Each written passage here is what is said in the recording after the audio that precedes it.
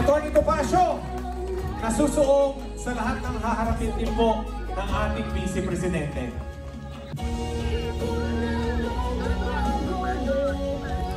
Hihira ka naman para naling sinabi mong maliit ako. Kaya mong binaba yung mikrofono. Magandang gabi po, isang maulan. Gabi sa atin lahat. Sa kabila ng bagyo.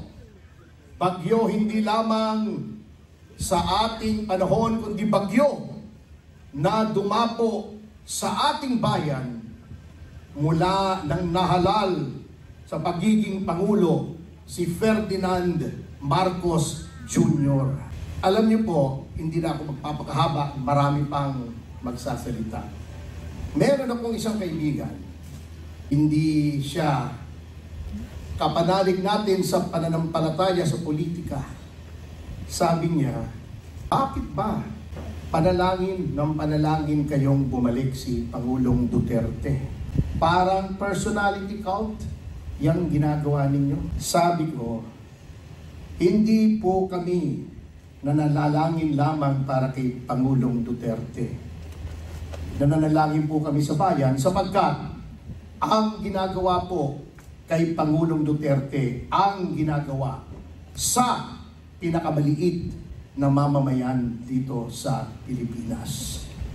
Nilalabag ang mga karapatang pantao, binabastos, niyuyurakan, tinatawanan, inaalipusta na parang yung mga namumuno lamang ang may karapatan at may talino para mamuno dito sa atin. Kung napanood niyo po yung pelikulang Moises Padilla ni Leopoldo Salcedo, may eksena po roon na siya po ay nakabitin sa kisame. Puro latay, tuguan, pasa ang kanyang katawan. May lumapit na bata sa kanya. Pinainom siya ng tubig. Sabi niya, "Anak, tingnan mo ako. Ito ang iyong bayang naghihirap. Si Pangulong Duterte po ay hindi natin pinapanalangin dahil siya si Pangulong Duterte lamang, kundi sapagkat siya ang kumakatawan sa lahat ng pang-aapi sa ating bayan. Ang bayan po ang ating pinanalangin tuwing pinanalangin natin si Pangulong Duterte, sapagkat siya lamang po ang nakipaglaban para sa ating lahat. Sinakripisyo niya, He sacrificed His life, His liberty, and His sacred honor." Sabi nga niya, "I do not mind marching into hell so I can make the Philippines heaven for the Filipinos." At yan po ang nangyari. Kaya maraming salamat po na narito po tayo. At thank you sa ating MC, Greco, nandiyan ka pala. Maraming salamat ang aking boss sa communication sa PDP, si Atty. Raul Ambino. Nakita ko rin ng ating kaibigang si Councilor Bong Tolentino, nasa Pasibong. O yan ang Tolentino, hindi traidor. Yes. Meron palang Tolentino, hindi traidor. Yun, nangyari sa kanya, nangamote siya. Tinga sa kanya. Ang mga nanalig, katulad nga ng sinabi, dito hindi po tayo nagpadala sa lapisang pangyarihan, sa pribilehiyo. Hindi po tayo gumaya sa kanila na habang naghihirap ang mga Pilipino ay sumasayaw sa New York. Nagkikipag-concert sa Duran-Duran. Yan ba ang tamang asta ng isang leader? Hitling while Rome burns, parang si Nero. Kaya tama po na tayo dito sa Partido Demokratiko Pilipino ay hindi po nadadala sa mga ganyan. Tayo po ay naninindigan. Ngunit ano pong ginagawa nila? Tinatakot po tayo, dinidemanda kami, mga vloggers, mga journalist, kapag nagsasabi ng katotohanan.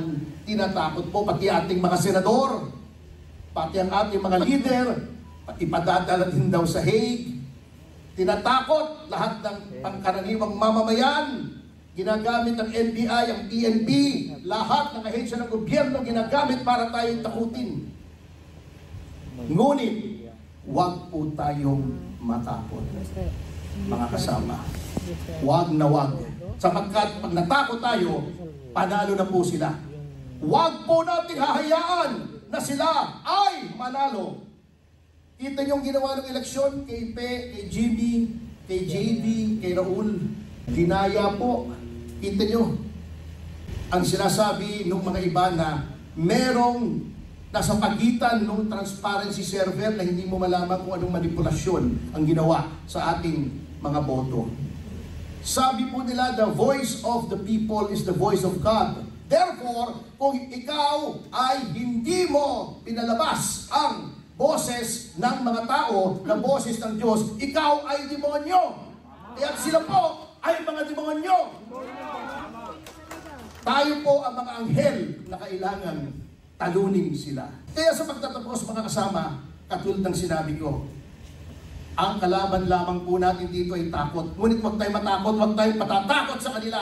Sa kabila ng kanilang kapangyarihan, sa kanilang military, sa kanilang mga pulis, sa kanilang NBI, sa kanilang lahat ng ehensya ng gobyerno, tayo, taong bayan, tayo ang may tunay na kapangyarihan sa isang demokrasya. Kaya bilang pagtatapos ay nais ko lamang basahin ang isang talata po sa Biblia mula po kay Propetang Isayas, na ito lang po ang ating ilalagay sa ating isipan tuwing tayo po ay nagdududa, tuwing tayo ay tinatakot, tuwing tayo ay kinakabahan.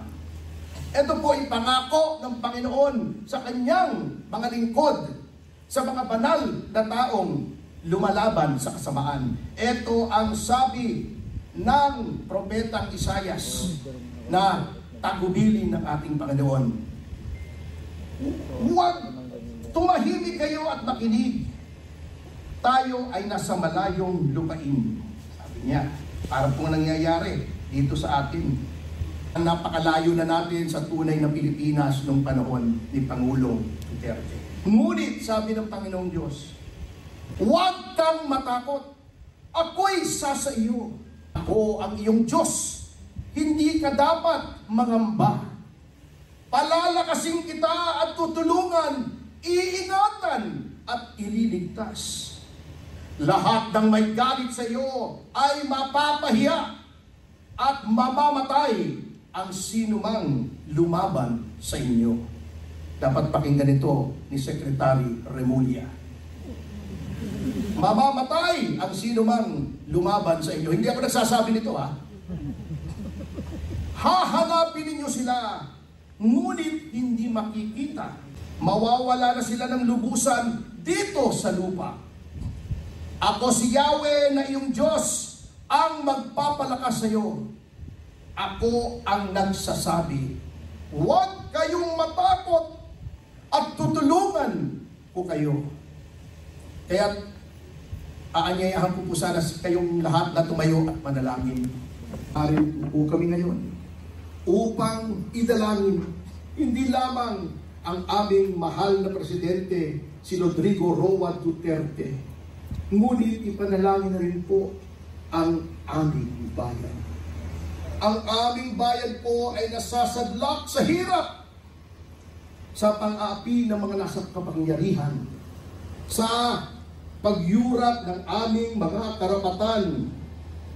Sa lahat po ng ito, kami po ay nananalig na hindi na po magtatagal ang dalamhati at hilahil na ito, Ama. Ama, bigyan niyo po kami ng lakas, bigyan niyo po kami ng paninindigan, bigyan niyo po kami ng tapang upang lumaban sa mga abusado, mga masasamang tao, sa mga magnanakaw, sa mga mapangapi. Panginoong Jesus, lumalapit po kami sa inyo. Patawarin niyo po kami kung mayroon po man kaming kasalanan sa inyo. Kapag kami po ay lumalabas ng aming mga tahanan upang makibaka sa kasamaan, pantayan niyo po ang aming sambahayan. Huwag niyo kami papayag na may mangyaring masamang sakuna sa aming mga kabahayan, sa aming sambahayan. Bigyan niyo po kami lahat ng pinakamahabang buhay at pinakamabuting kalusugan. Bigyan niyo rin po kami ng biyaya na magagamit namin hindi lamang sa aming kasariling pangangailangan, kundi sa paglilingkod po sa inyo sa amin pong paglaban na hinaharap. Ama, bumabalik po kami sa inyo. Nananalig po kami na narinig niyo na ang aming panalangin. Nananalig po kami na hindi na po magtatagal ay babalik na po ang aming pinakamamahal na Pangulo dito sa Pilipinas, buhay at malusog. Nananalig po kaming narinig niyo na po ang aming panalangin sapagkat lahat po ito ay aming hinihiling sa pamamagitan ng aming Panginoong Hesus, aming tagapagligtas at tagapamagitan sa inyo. Amen. Maraming salamat po kasi hinawa ko ng Diyos.